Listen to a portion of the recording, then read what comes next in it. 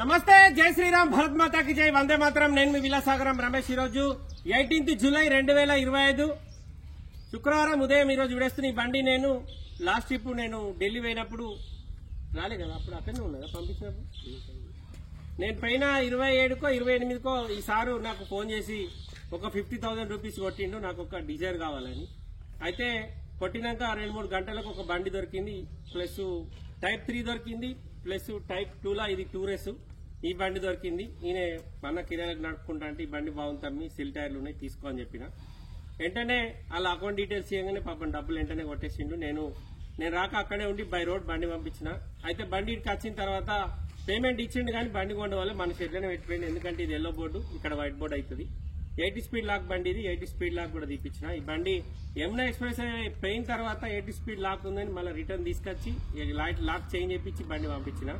ఈ బండి తమ్మునికి నేను ఢిల్లీలో ఎంత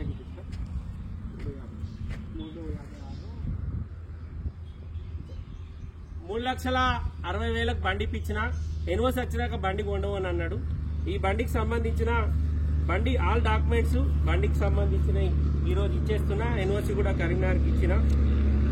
ఒరిజినల్ ఆర్సీ, ఇన్వాయిస్, ఓనర్ పెట్టిన సంతకాలు, NOC, owner IDs, pollution insurance, A to Z documents అన్ని ఇప్పుడు తమ్మునికి అప్పచెప్తున్నా సార్. నా బాధ్యత. ఆయన నన్ను నమ్మి ఆన్లైన్ లో మొత్తం అకౌంట్ ట్రాన్స్ఫర్ చేసిండు. బండి ఇక్కడ లోపల పెట్టిండంటే నువ్వు తీసినావు, మేము తీసినాము. 15-20 రోజులు అయిందా? 20 రోజుల నుంచి బండి లోపలనే ఉంది. ఈ రోజు ఈయన వచ్చి బండి బయటకు తీసిండు. బండికి టైర్లు ఎట్లుండే? నువ్వు సిల్ టైర్లు ఉన్నాయి కదా, మేమైనా టైర్ వేరే బండికి అట్లే ఉన్నాయి. ఏమన్నా మోసం జరిగింది? Thank you. అయితే చాలా మంది ఏదైనా బండి టైర్లు దీనికి వేస్తారు. మాకు ఆ పైసలు వద్దు, ఆ టైర్లు కూడా వద్దు సార్. ఈ బండి ఇప్పుడు ఎన్నో స్టార్ట్ చూపెట్టా.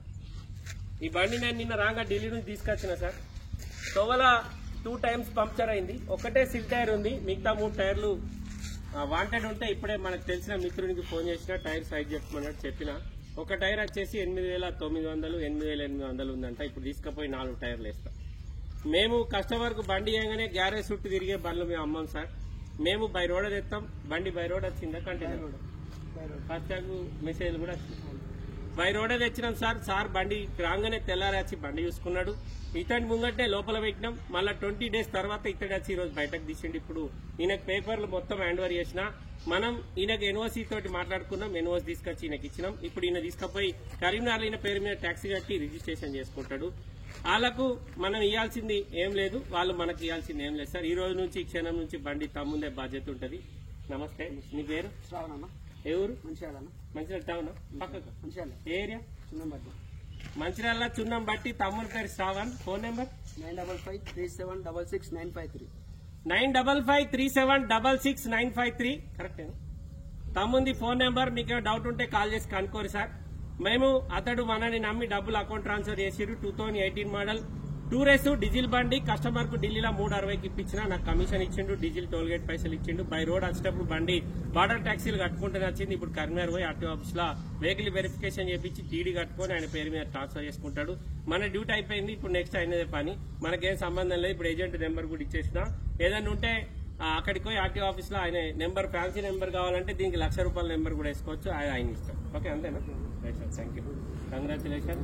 వీలైతే అంజన దగ్గర కొబ్బరికాయ కూడా